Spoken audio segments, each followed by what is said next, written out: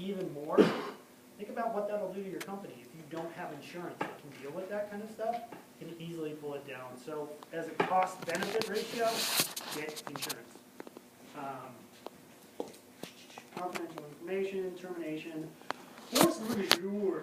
This is something that needs to be in contracts that a lot of people don't necessarily think about. But what happens in the case of a act of God, as the big thing goes over? So in contracts, or in concert industry, this covers, like, was it the Indiana State Fair where the wind came up and 2 or 3 people got killed because the whole stage collapsed? All those kind of things. You know, anything that you don't foresee or is out of your control, because Hurricane Sandy came through and they canceled the New York Marathon, that would have been covered under this kind of thing. Unless they get listed, then they have insurance settlements and things to deal with. And then miscellaneous, you can put all kinds of other stuff into your contract. You can, here it's, they don't list out what a writer is, but basically that's how artists then attach everything that they want. Notices, companies, counterparts, counterpart facsimile signatures, so they're adding in here, hey, not only a real signature, but also if we fax you something, there's all kinds of rules that lawyers get to learn about what counts as valid signature and what doesn't. So, super fun. And then signature by her manager and the CEO of the company that hired her. All right, that was... So 10 pages just to do a concert. Yes. If you don't do a concert, we'll run through this quickly. I made other people watch it. If you don't, then... Sorry. No, it's all right. I don't know if you guys have seen Almost Famous, but here's a case of the guitarist just got electrocuted while on stage, and they didn't have a contract with all these provisions in it. They just said, hey, we want you to come do a show, and here's what we'll pay you. So, from this point, what do? Because the promoter's up on stage, the band just stormed off. Do they have a right to storm off? The manager's saying, hey, you need to keep performing.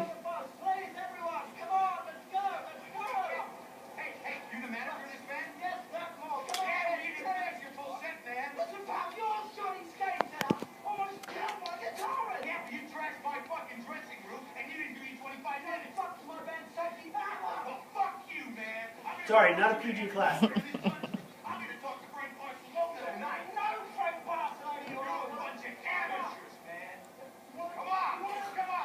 Most contract disputes don't end up with punches being thrown, but it can get pretty nasty. So that's why it just helps to list everything out.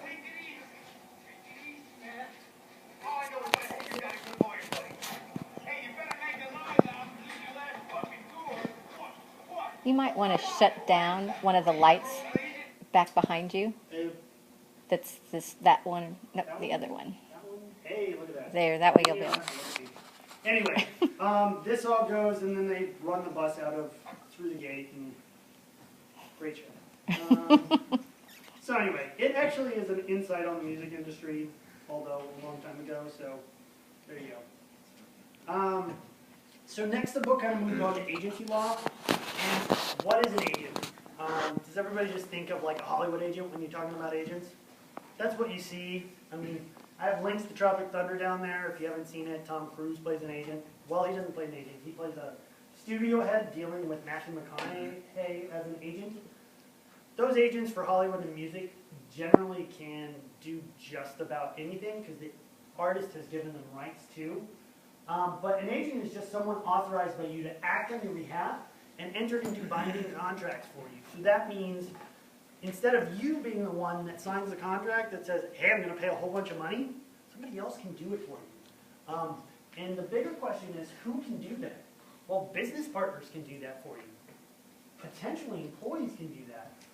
Real estate agents, stockbrokers, insurance agents, agent artists. I mean, the biggest concern that most of you guys are going to have here is your business partners.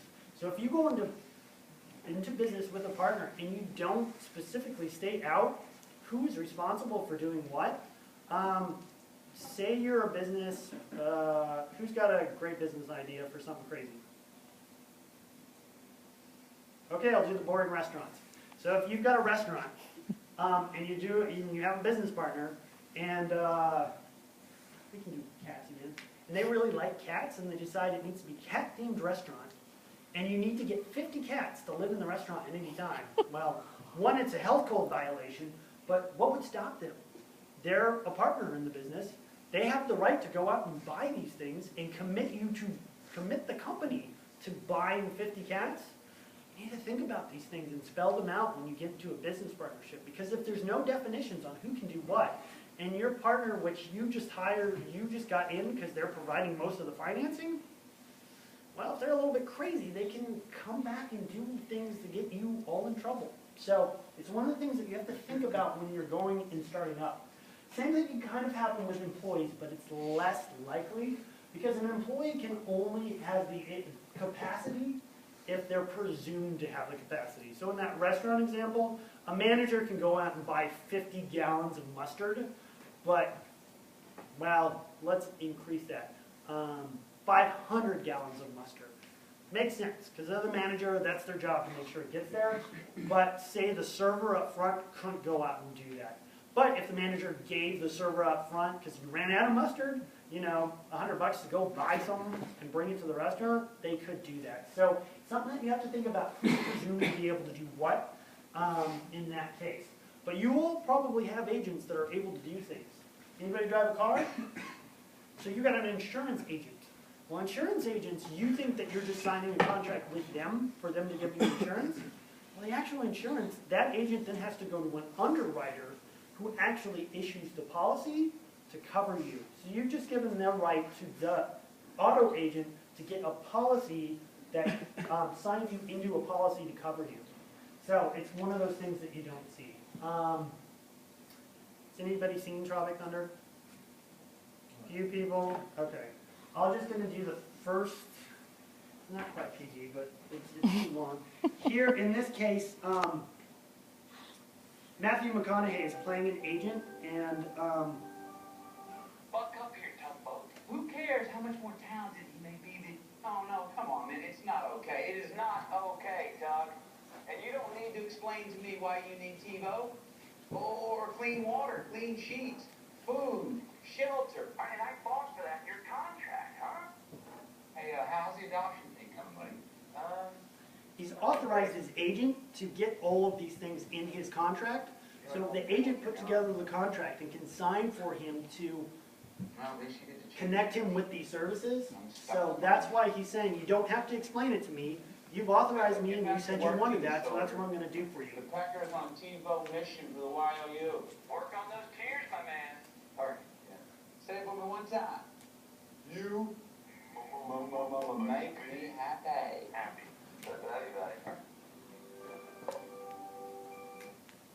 And then just as a counterpoint, which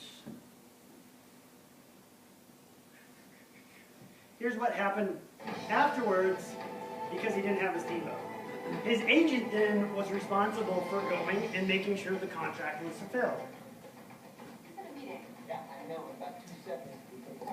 And this is just an interpretation of Hollywood. Want to talk about trouble? That's trouble.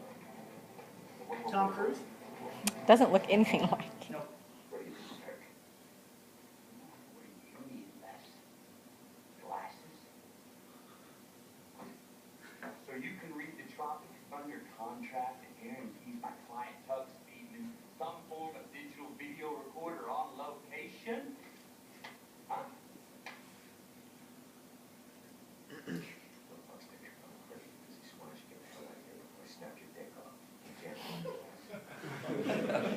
So it's not always well received, but the agent is supposed to go and follow through with all that fun stuff. And if you've seen The Money, or the movie, Tom Cruise does a great job of being a movie guy. I think the book next went into bankruptcy and tax.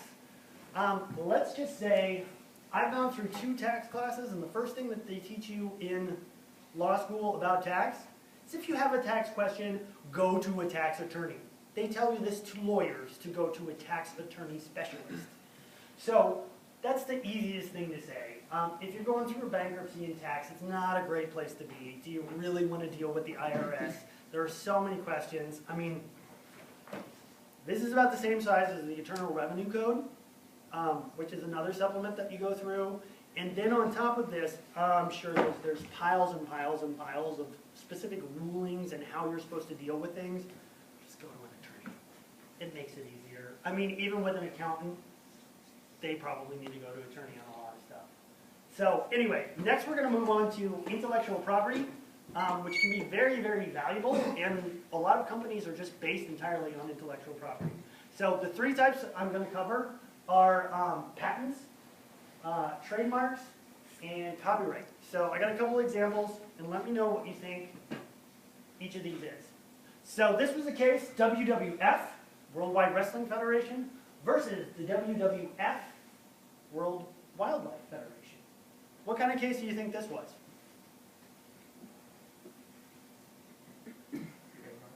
Trademark, exactly. So the idea behind trademark is to prevent consumer confusion. So I don't know how large men and women wrestling with each other could be confused with lovely pandas and wildlife, but in this case, and I believe it was an English court that ruled on it, the Worldwide Wildlife Federation actually won over Worldwide Wrestling, and that's why we have WWE now, because there was enough mainstream understanding between the two, and I think they both had TV shows going on at the same time, that they were able to convince a court that there was confusion between the two brands. And since the Worldwide Wildlife had the senior mark, which means it was registered first, even though they were slightly different categories, they have a prior claim over the WWE, so that's why they changed the name. Next example. Anybody know what Monsanto is? The seed company. Exactly. Why would this be a case of Monsanto suing farmers? Anybody have an idea? Or what kind? Yeah, go ahead. Farmers were buying Monsanto seed and then keeping the seed back and growing it again, and then Monsanto said that they stole their hybrids. Exactly. Anybody know what kind of claim that would be under? It's a patent. And a patent is an exclusive license, which means it's entirely yours. Nobody else can do anything with it unless you tell them they can. It's an exclusive license for 20 years. Mostly, worldwide it might vary a little bit. So exactly the case. Monsanto has a patent on their, in this specific case, on their soybeans that are called Roundup Ready. So Roundup is a pesticide that, is it pesticide or herbicide? Herbicide that kills all the weeds, but they had developed a strain of their soybeans that didn't get killed by it, so you could spray all this stuff on your soybeans and then have a great crop. But the farmer saved it from one year to another because he's like, well, I don't want to pay the really expensive fee because I'm growing the same thing, so I'm just going to save something from one year to the next.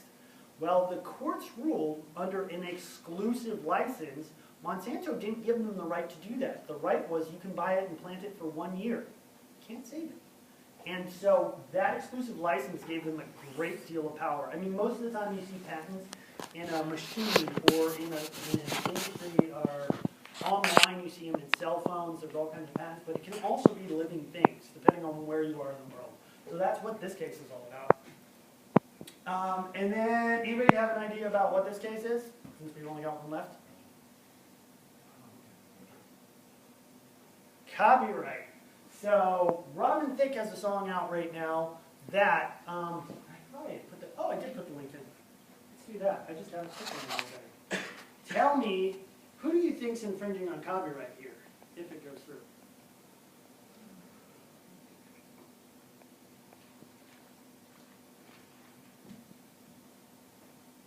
Probably the only class you get to see TMZ.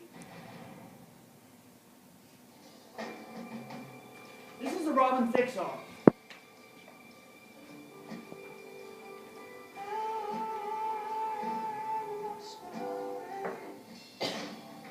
Marvin Gaye.